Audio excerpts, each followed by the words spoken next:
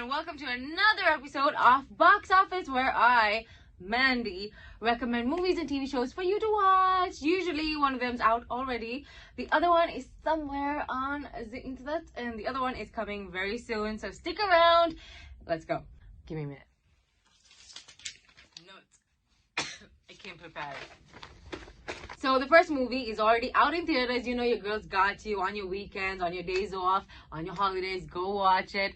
Now, the starting line is so stellar, it pretty much encompasses the entire movie. What if the devil possesses the soul of the Pope's exorcist? The movie is based off on the real files of Father Gabriel Amort. I hope I said the name right. He was the official Vatican's exorcist, or the Pope's exorcist, through the 70s, 80s, 90s, and 2000s. Dude's done over 70,000 exorcisms. Yeah, pretty cool. Let's go through what the movie is about.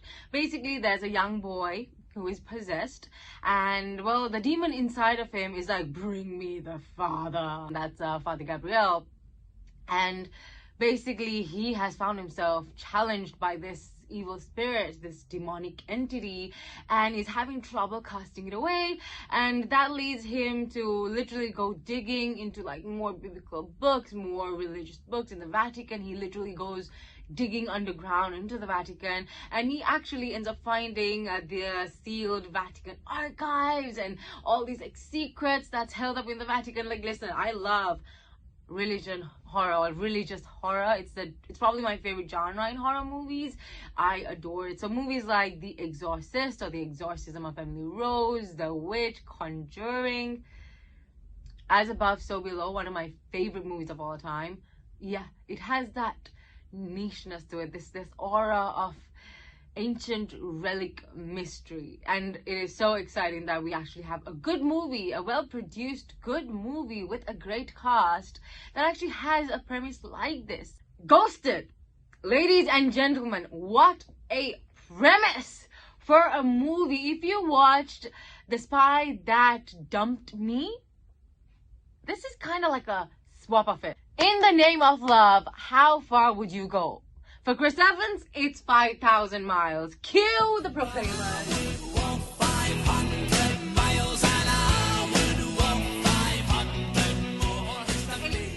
Let's get back to it. So Chris Evans plays Cole, a farmer boy in the middle of nowhere, America, and he comes across this gorgeous one, Sadie, played by Ana de Armas. I know, and he gets real courageous, real brave, and goes and asks her for coffee, and well, they go for coffee and has the one date. So much so that he thinks she is his true love, but then she ghosts him. Yeah, I've experienced that, and ouch, it hurts. If you've experienced it, there, come here. Oh, there. But no, for real though, she ghosts him. And I mean, it gets revealed why, but like, my poor boy, he's still pretty. You don't do that to Chris Evans, man. Anyway, so he's so hung up about it, and his family's like, no, she's your true love. You should go to her. And he's like, she's in London. And the mom's like, go to her. He goes to London, against everybody's better judgment, and everybody in London's like, bro, are you cool? Like, are you okay? And he's like, I'm in love. And it's a grand gesture of love. Leave me alone.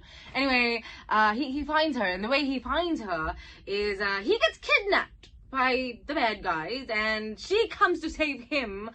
Which, you know, like I said, it's great. It's the Marvels. It's here. It's here.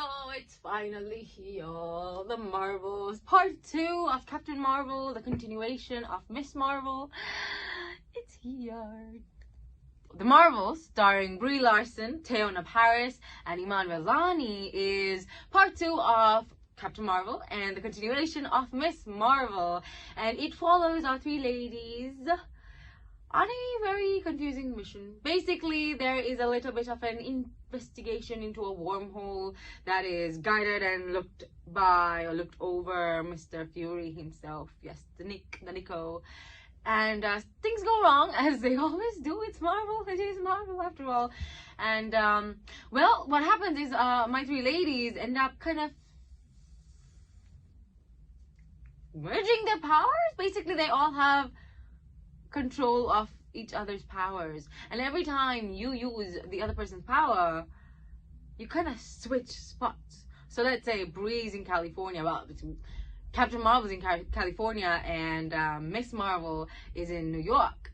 She does something, and she thinks she's using her powers, but no, instead it ends up being Cap's powers, and they literally go to the other places. How cool is that? And basically they're gonna go on a big journey trying to figure out why that happened and how to fix it, while of course fighting bad guys, fighting crime, and fighting for justice. Like I said, it stars Brie Larson, Iman Vellani, and Teyonah Parris, as well as Samuel L. Jackson, Zawe Ashton, and Park Seo-joon, and of course Goose the Cat. It comes out November 2023, and like I said, mark your dates. And that wraps it up for today and this episode of Box Office. I'll see y'all next time, and like I always say, stay safe, stay hydrated, and always make sure your popcorn is crunchy.